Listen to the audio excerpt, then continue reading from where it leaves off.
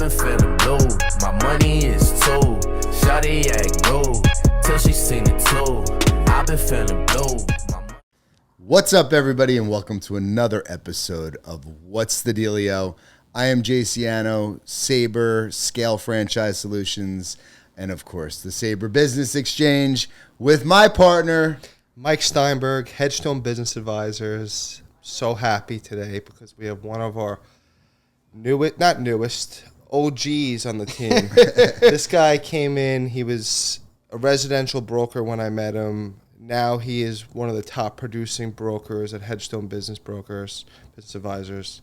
And I'm so happy to have you here. Chop it up. Thanks so much for coming. Dude, does he have a name? His name is Jake Knopfler. Thank you. Appreciate it. Welcome, Jake. We're trying to build a brand here. You got to remember the name. On. Appreciate it, guys. Yo, it's an honor to be here, and I appreciate the time. And just getting to sit down with Michael on a conversation takes work for over 20 minutes. So I'm looking forward to chopping it up for more than that. Let's chop it up. I love it. Appreciate it. Well, let's dive in. Why don't you set it up, man? Let's dive in. Yeah, I want to set it up right here. So about a year and a half ago, you joined Headstone? I started chatting, I think, like December of 22, January 23. I think I really started going a little more in depth, maybe March, April of 23. So we're hitting about a nice year. A nice chunk of a year, yeah. Yeah. And when I met you the first time, I think we found each other on LinkedIn. Yeah. LinkedIn? Mm-hmm.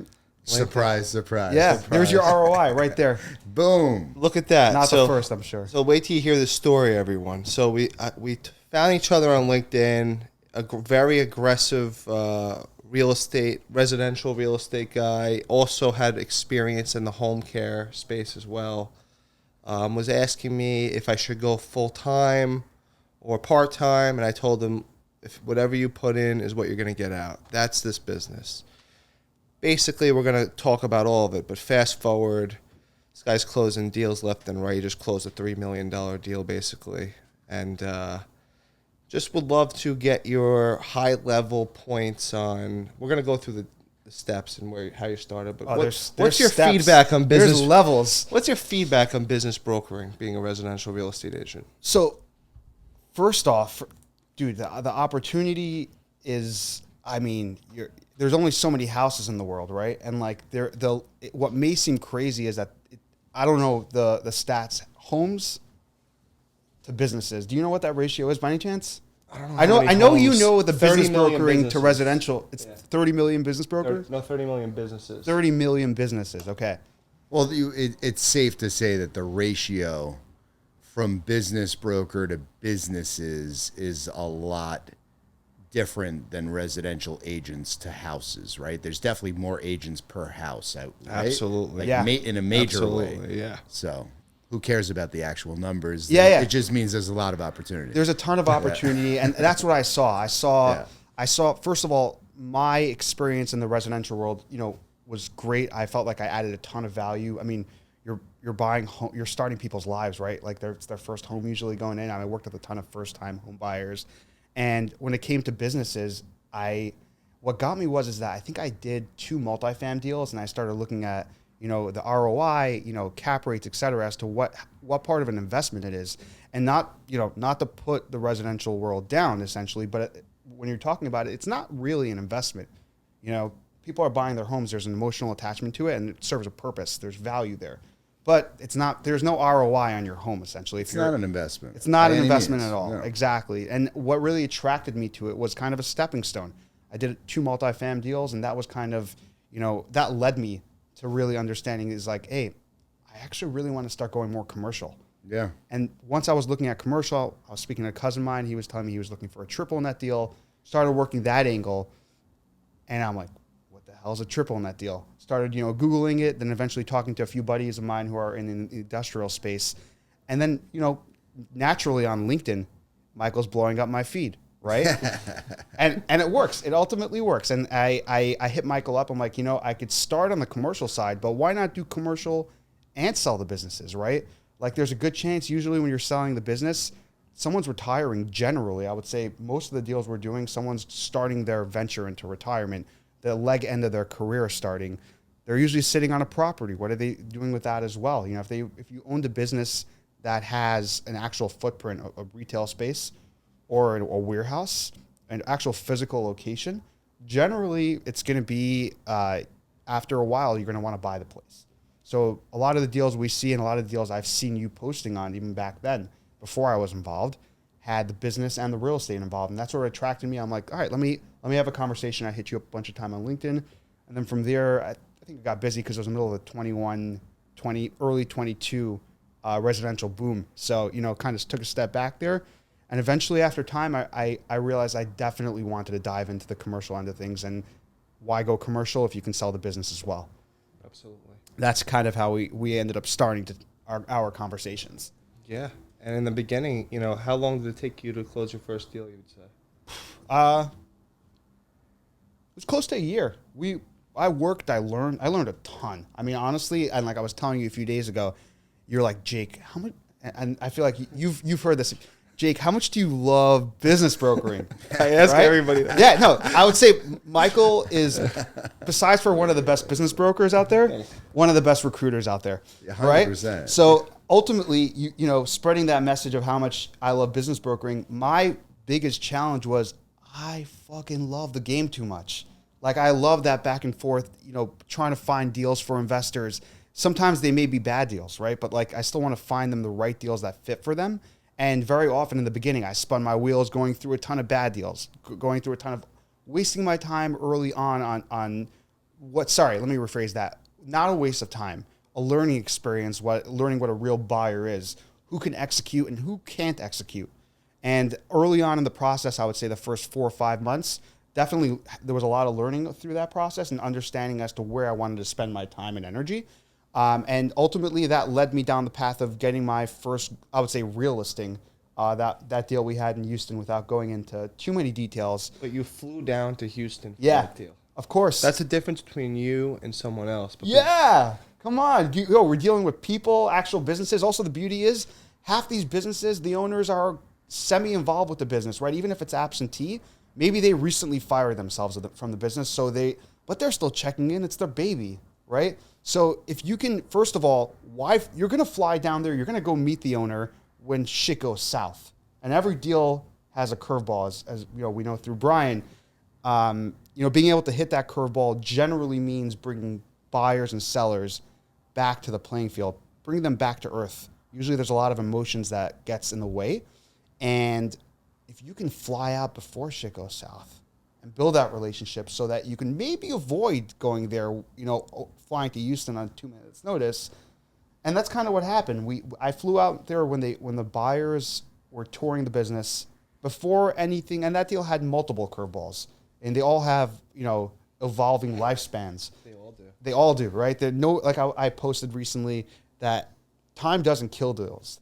Time evolves every deal. So if the buyer can take that over time and understand that and still execute later on, that's something to keep in mind when you're looking at a deal. Is this buyer going to take the deal 3 or 4 months down the road if the business, let's say, has a drop in revenue by 10% or maybe loses a key man, right? Like these are all items that you have to look at a buyer and realize can this buyer, he or she, execute later on when the deal changes, because the deal is going to change. And you got to put yourself in the buyer's eyes. What I do is I pretend, I'm the buyer. I pretend I'm the buyer. Now.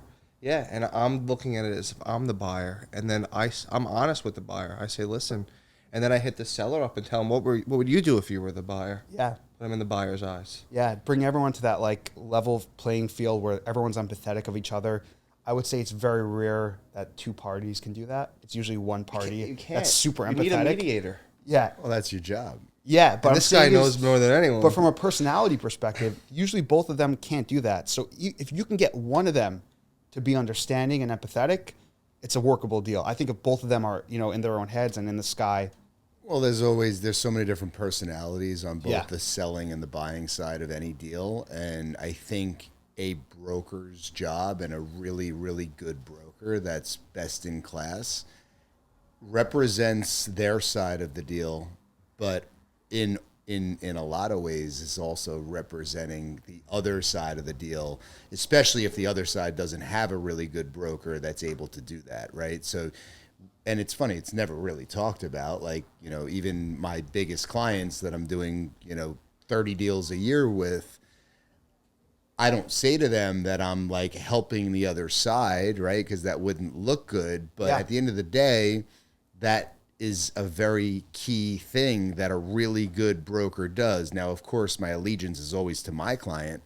But at the same time, if I can't establish the relationship with the other side and their broker, it's going to be way more difficult to close the gap. And I Yeah. think a lot of like, that's why oftentimes having another broker on the other side of a deal, if they're good, it's great because then you have to spend less time on the deal and they're actually earning their fee and you're Everyone earning adds yours. value. Of course. But it's funny because as you're saying that, like, it's not really talked about that much. And I think that's, as a broker, one of my superpowers is being a people person and really trying to get a fair deal for everybody. Yeah. And ultimately, like, if you invest in yourself the way that you did and saw that, like, that plane ticket and hotel, whatever the expense was to Houston, not as a potential waste of money. You corrected yourself earlier about saying a waste of time. You know, at your stage of the game, you're just learning. Like, and then you're iterating and you're becoming better and you're surrounding yourself with better people. And when you do that, you can ultimately collapse time. And that's when you make a shit ton of deals and a lot more money. Yeah, exactly. And to take one step back on that is that with regards to representation, right, it's a little bit of a sticky subject, right? Ultimately, and it's not talked about, that very often we do work two sides of a deal. And I think it's important for us to realize that in every deal, being able to get full transparency through and through is key. And in the business brokerage world, I do feel it's sometimes beneficial for both parties to understand that you're not necessarily working for, again, maybe legally you are. No, legally, you're working for both. We're working for both, yeah. And which, by definition, when you're working for both, we're working for the deal. Well, That's our you have boss. to disclose. Yeah, we disclose everything. We that you're disclose.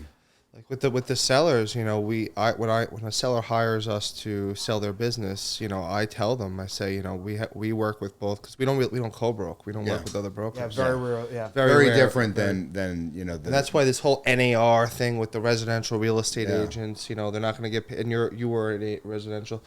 It's so much better as a business broker because you get paid no matter what. Right? Yeah, and we work for the deal ultimately, right? There's so many scenarios that I feel can blow up a deal quicker than a residential deal and maybe quicker than a commercial deal, maybe, I don't know. And I feel that working for the deal and making sure that you can get across, you know, the finish line is definitely key, no matter what it takes. So that's really where our energy is put in. But yeah, in commercial real estate, Yeah. there's typically a broker exclusively representing both sides. sides. So you're typically, you know, a broker is dealing with another broker more often than not. And that's why I'm referencing, like, it's good when you're dealing with somebody that's really good at what they do because they set you expectations, right? and they set the expectations for their client for sure. And then they're also working the middle, you know, to bridge the gap. And I think that's where a good broker comes in very handy because you always hear about people talking about, like, I mean, also brokers are typically treated like scum of the earth. You know, like we had no value and we make all this money. I mean, meanwhile, like, again, Without us, it would never happen. Yeah, and it's all, you know, on my end of, you know, outside of the business brokerage world, in like the representation of a tenant across the country, we're doing a lot of work on the back end where, you know, ultimately we're not making the deal that's on the table. Oftentimes we don't. You know, it takes us, we literally negotiate 50 LOIs to make 10 deals. It's crazy. Right? So it's a different game, but you have full control. And then That's what I was going to say to your point, like, you know, when you're going out and flying to meet a seller and then you meet the buyer, you can ultimately, if that deal were to never happen, you could establish a relationship with the buyer and end up doing a deal with the buyer down the road too. Yeah. Especially on the business brokerage side. It's a lot easier to convert a buyer that you're not working with, that you meet through a deal, into a future client. Yeah, exactly. And the key to that is, I think, also that we have buyers, again, God bless them. They call us every day, right? There's an inventory of buyers. There's more than enough of. There's, you know, a ton of investors, private equity funds out there. searchers, right? The amount of searchers, you know, it's kind of a trendy subject right now where there's plenty of searchers out there going to buy their first business. That's all they do all day, spend their time searching, looking at businesses online. And, you know, I wouldn't say what is the like archetype of a searcher? Are there many different psychographics, demographics for them, or are you seeing them kind of fall into similar categories? So usually they're coming from a post like consulting job where, you know, definitely mid and post COVID, working from home. Either they're still working that job, right? I mean, we had a few deals in Connecticut, considering that you got Greenwich and a few other areas in Connecticut that are, you know, high net worth. They generally are, you know, we attracted a ton of those guys where they're still working for private equity firms who are going out and buying, you know, businesses with a minimum of $2 to $3 million EBITDA. But themselves, they're on their first journey, which, respect to them, I think it's super cool what they're doing, is going out and buying their first business. And they know what they're doing. They're sophisticated. But ultimately, at the same time, how to execute on a smaller business is very different. They might be too sophisticated. They're too sophisticated for smaller businesses because they have the experience with almost with an institutional type company that just have different risk tolerance. And that's the biggest gap right there when you're dealing with an institutional buyer like that that's just used to working on the middle market. Exactly. And when they go into the small business market, they're like, why is the tax return not representing what the businesses do? Because it's a small business and business owners don't want to pay taxes. You have to understand that. Yeah. And it's our job to bridge that gap. Exactly. And an institutional buyer, you know, walking in a SMB, you know, small medium business shoes, right, of a acquire of an SMB business, I think it's a learning curve for them.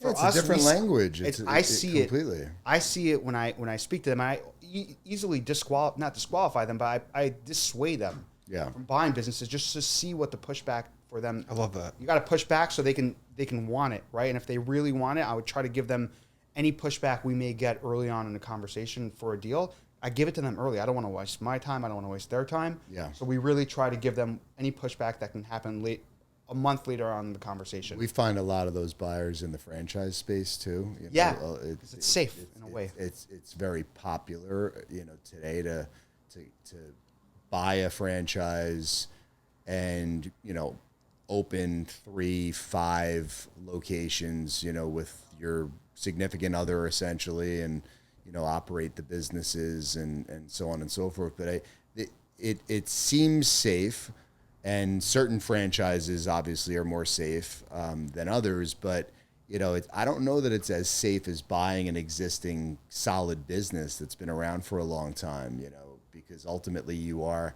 still you have to be way more entrepreneurial to start even a franchise from scratch. Right. You know, and find the real estate and negotiate the right deal and, you know, all of that stuff. And then there's all the franchise fees, the royalties, the marketing fees on top of that, that you don't necessarily have when you're buying a small business.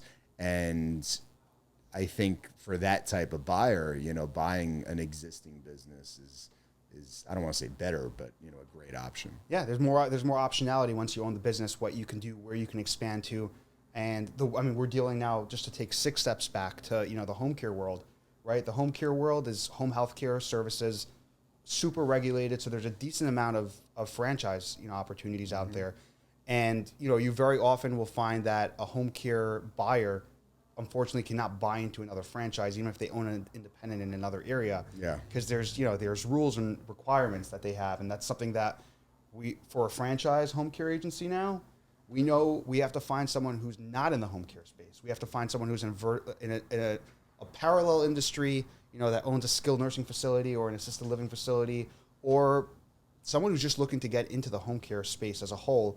But the problem is that usually, not problem, but the challenge of it is really that you have most healthcare buyers are in the industry. This is their language. They talk healthcare. They talk Medicare and Medicaid billing. You know, that's their language. Just to start fresh in a new industry is not something they do. So expansion is not usually an option, unfortunately, for healthcare buyers if they already own something else in a franchise. That's interesting. But to take 6 steps back, so we first started, was working a few car wash deals, was definitely fun and experience, and that's kind of how we got, you know, to close that Houston deal, and, you know, through a lot of different steps and challenges, but we got it closed, and it was an incredible deal. Great buyer, great seller. They have a great relationship.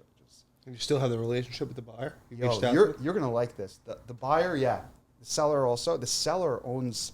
We can bleep this out, I guess, but owns a bunch of Pure Bars. You know Pure Bar? Yeah, of course. So they're looking to unload a few soon also. So Yep. we should probably talk about that at some Definitely. point. Because I want to niche down.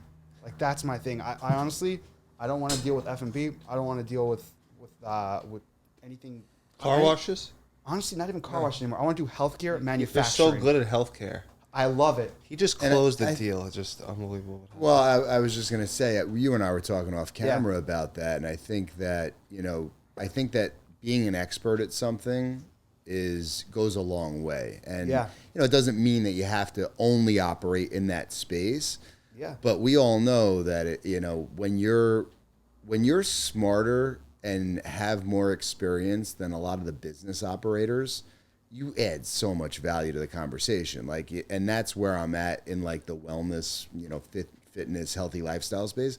Every business owner, for the most part, that I'm meeting at this stage of my career, I know their business better than them and have done, bigger things than them. And that's not a brag. That's just working for 23 years, at the same thing over and over again. At a certain point, you become really good and you get a lot of exposure and access and all those things, where there's somebody, as an example, I have a franchisee that has 2 locations of a business that is failing, and they're not getting any support from the franchisor. And just in that meeting, I'm like, listen, this is what we should do. I should introduce you to this other brand that's similar in nature, that is on fire, and you should partner with them and stay in these 2 locations because they're great locations. And and so it's. Does that break a non-compete though? If they partner with No, because since that brand is basically no longer moving forward, the franchisors, it's that bad. It's bad. So they're not even moving forward with this brand anymore. So they can't lend any support. There's major lawsuits, and I feel terrible for this franchisee. So the franchisor is going We'll let out. them off. Okay, They'll that's let key. them off. Yeah. But I'm just saying, that's where, if any other, and I could say this in a very, very adamant way where I'm super confident in this, if they would have reached out to any other commercial real estate broker, this would have died. The option that I'm coming up with would never have been an option, But right? you know what's Because- going on underneath the hood. Well, no, I have the relationships with everybody in the industry where I'm like, oh, wait a minute, this would work really well for these people. Let me get them on FaceTime right now as we're walking through, and it's technically their competitor. Yeah. But it's and it's shit, let's get real creative here, because it's going to be a very small investment on this other company's part to come in, rebrand, take over the spaces. And the worst part of this story is that the franchisees that are failing currently have not only the personal guarantees on their leases that are extensive, that a commercial real estate broker really screwed them, really screwed them by getting them in leases with extended personal guarantees. And I don't want to say that they did it for their own benefit, but it happens. Either they don't know what they're doing and they put people in harm's way, which is very possible, or they actually were just like, I don't give a shit, let's finish this deal so I can earn my commission, which is also possible and disgusting and should be criminal. Yeah. These folks also have just shy of $1 million in construction loans on each location. So that are personally guaranteed. So I take this shit personal, where I know for a fact that this is a several $1 million hit to them if I can't fix it for them. And that's way different than obviously just putting a square peg into a square hole. This is a whole lot of different moving thing. parts. A lot of moving parts, but at the end of the day, what I was thinking about, you were saying earlier, you just need to really be operating in the best interest of the people you're coming in contact with. And when you do that over and over and over again, you said something interesting about branding and reputation. Yeah. Whether it's digitally or physically, it makes no difference, right? Yeah. Ultimately, you are who you are, and everybody in the industry knows you as who you are. There's always going to be sour grapes, people you beat on deals, people that used to work with you and just couldn't rise to shine bright like a diamond like you do. And it is what it is. There's always going to be people that talk shit. But at the end of the day, if you're doing the right thing, you work really hard, and you're really good at what you do, you'll sleep very good at night, and you'll be very successful. Yeah, listen, sleep is definitely always a goal. Let's talk about sleep. Yeah, listen, I mean, at the end of the day, I mean, being able to put the pressure along with putting deals through, definitely I lose sleep pretty consistently about this stuff. I think it's part of our job. We cushion the blow for the buyer and the seller, right? By losing sleep for them. That's the way that I shows see how it. passionate you are Yeah. about it. Honestly, I mean, again, pressure is a privilege, right? So ultimately, if I wasn't losing sleep, we wouldn't be getting deals done. Yeah. That's the way I see it. So it's definitely. I like that. That's a good tagline. Right? Like, I mean, ultimately, I mean, like, think about it. If I didn't have any deals to worry about, that would be that'd be a problem. That'd be another worry. It's funny because I'll flip it and Yeah. I'll say that I used to feel that way. I sleep really well at night, for you, man. and that's a luxury.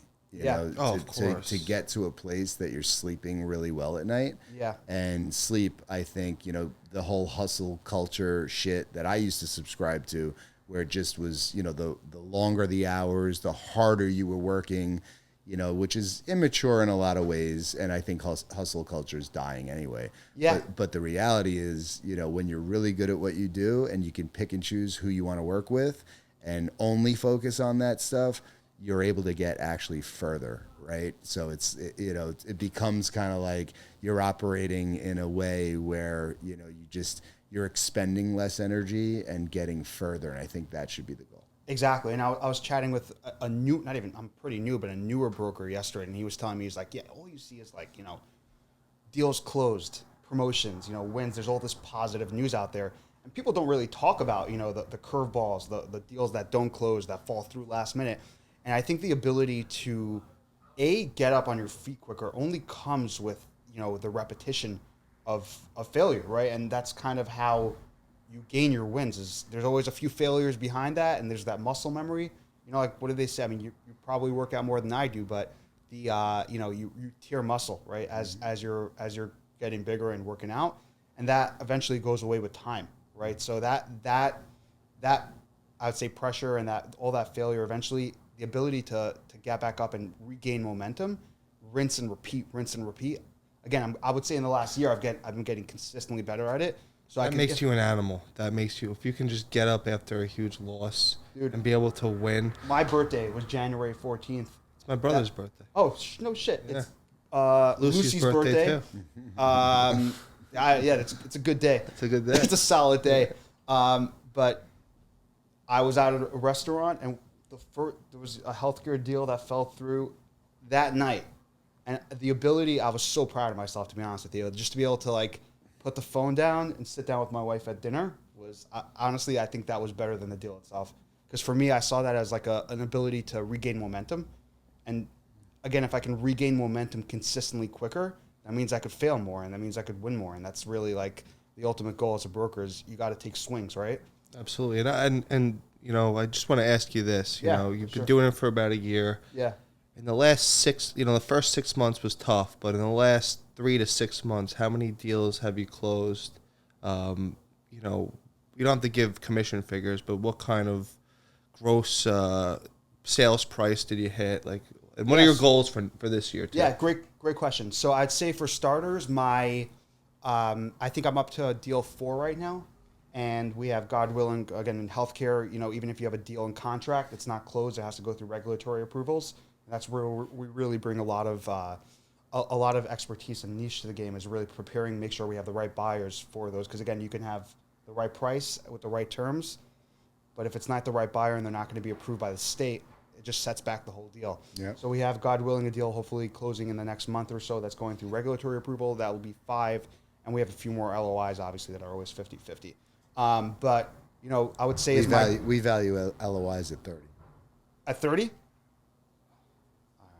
We'll see where the market has it. Well, no, that's just, for projection purposes, as a company, we value them at 30%. Okay, yeah, I see that. Yeah. I would agree. The lower expectations, the better, right? Because that means there's more optionality. Yeah, and it's also like, I think that's where it applies the pressure, right? Yeah. Because, and then, that 23 years in the game, you realize, start to understand stats and what the likelihood of things. And again, our business, again, Cousins.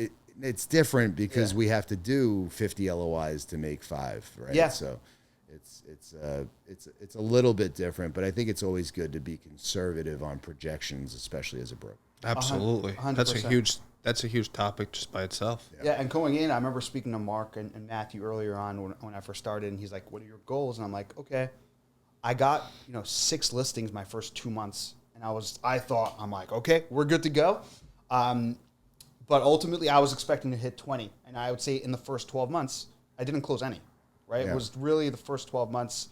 Let's say from December to December, my first deal closed in December. So no income was done, you didn't make any money in the first 12 months. No.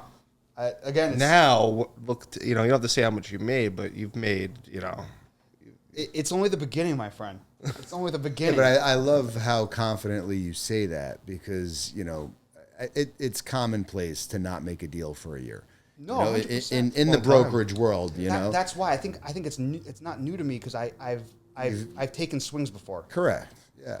But I think it's it's nice for you to say that with, such conviction because brokerage in a lot of ways is all about longevity. Like, you have to look at it as a marathon, not a sprint. Right? Exactly. And that's when you're able to, sleep at night or put your phone down when you're at your birthday dinner with your wife. Like that becomes, you get to a certain point where I don't care how big the deal is. It's not emotional at all. Like, and ultimately a deal's never dead.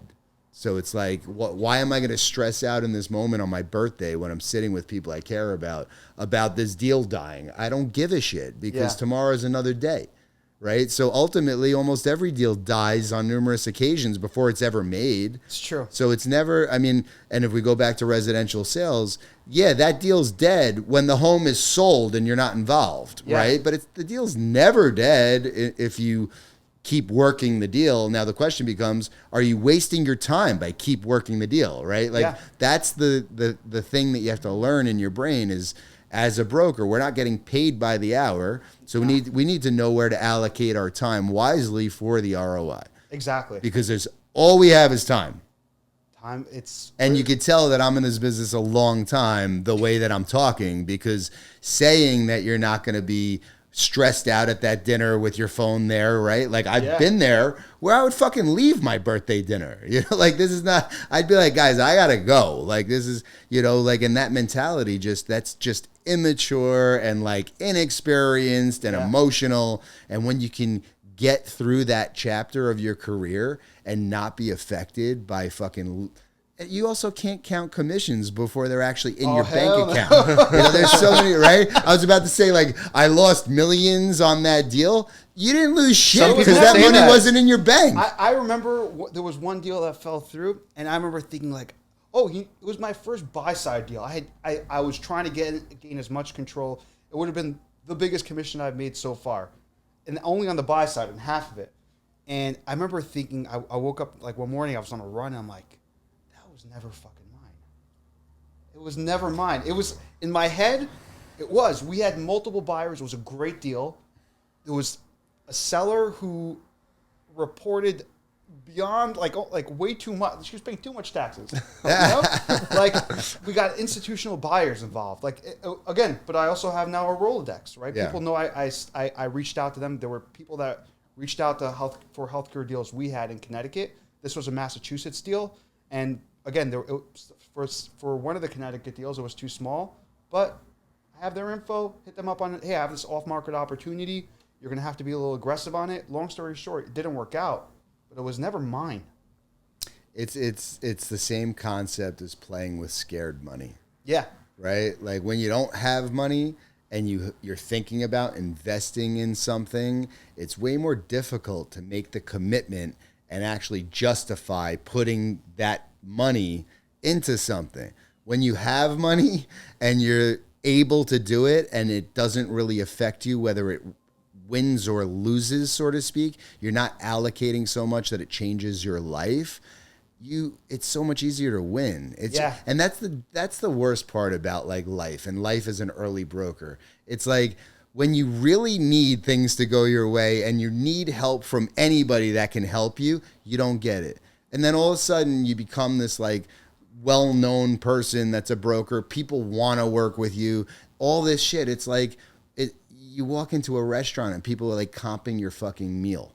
You're like, I don't need you to comp my meal now. Yeah. You know, I needed it 20 years ago when I fucking couldn't even afford to eat here. Yeah. It's just funny how that shit works. And I think that's life. Yeah. It's bizarre. It's right. Like things just start to I really flow. believe in fate. Like just by doing this for not as long as you, 10, 12 years. It's a long time. Faith to me is like, I'm so into faith. Like I don't try to jinx things. Like I know God has his plans, and Dude, it's like I suddenly became more spiritual. Like I believe I'm not super observant, but like my faith is just like, again, I'm not the same person I was 2 years ago. Even just the necessity to be able to believe and not be emotionally impacted by a deal being half there, right? Is you got to just keep on pushing and not being emotionally affected. The fear also gone. Yeah.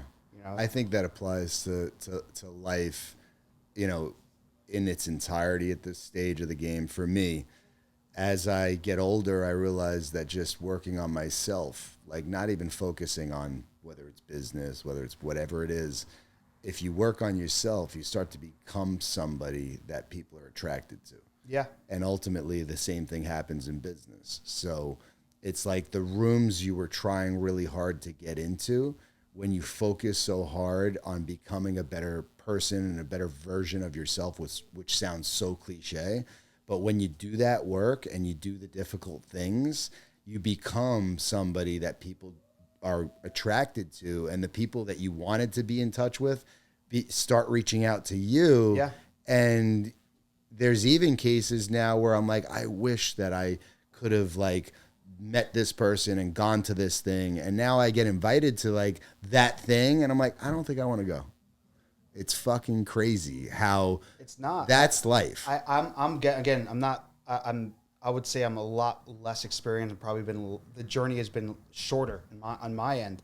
But again, watch your feet. I see obviously you stopped drinking, the last few years. Yeah. I stopped in July. Yeah. And like, I'm just, I don't even want to, I just want to work. I want to spend time with my wife, my family. I want to just, my main passion these days is my career. Yeah. I know everything else will come afterwards, right? Yep. So just I would say the passion for partying and socializing. Again, there's downsides to it also, right? I probably should go out more, network a little bit more in person. But I mean, just being a lover of the game. And you speak to millionaires every day, right? Yeah, how fucking awesome is that, right? It is. I mean, I think that's the biggest, and everybody says this and knows it. The call it 5 people you spend the most time with are ultimately like who you become on some level, right?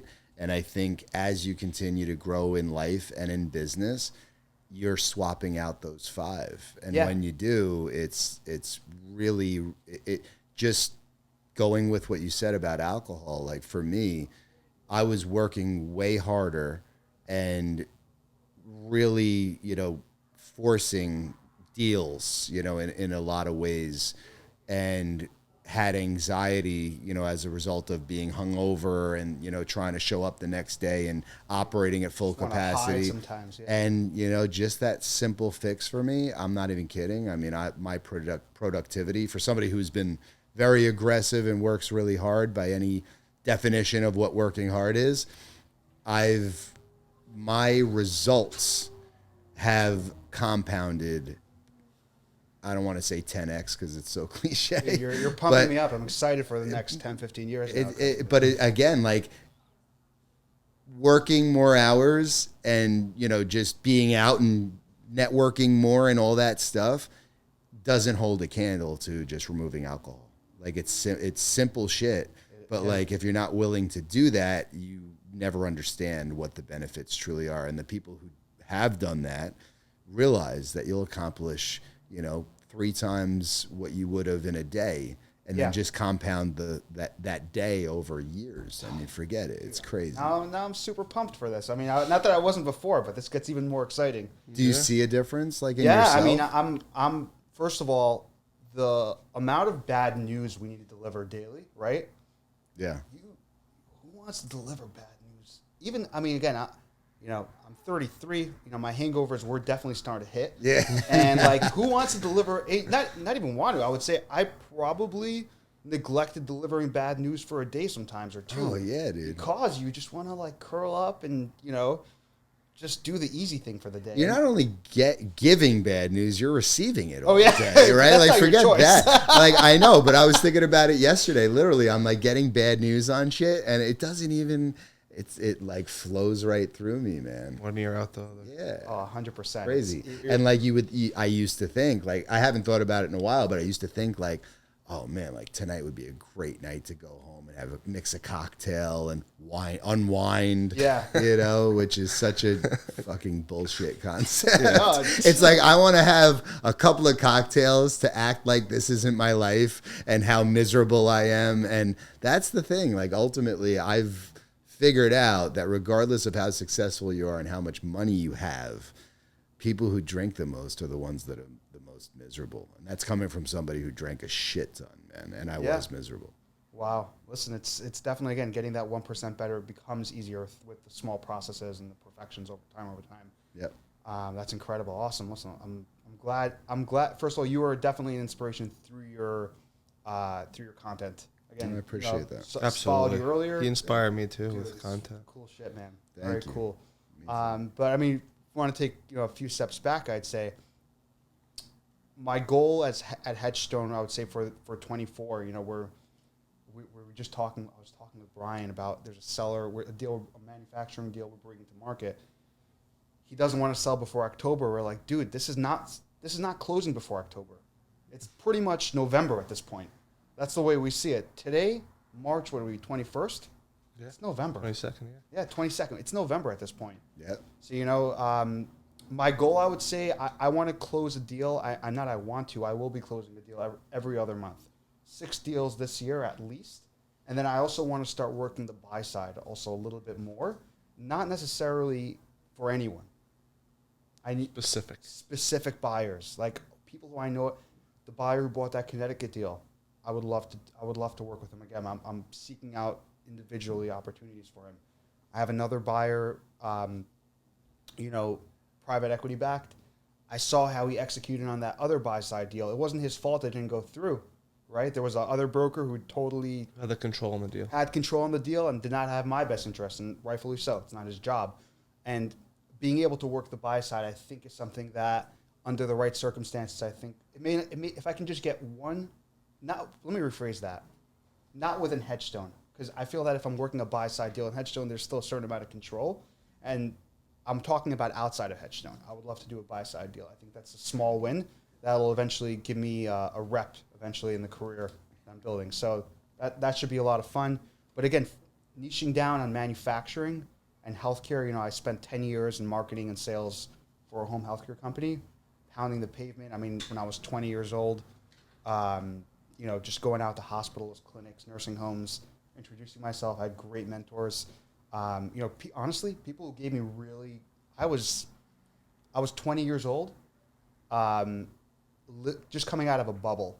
I grew up ultra orthodox in Muncie, New York. So Oh, wow, only. really? You didn't know that, man? No. You couldn't tell? Ultra-Orthodox? Yeah, dude, 100%. That's a story in its own. Yeah, that's Yeah. for another podcast. 100%.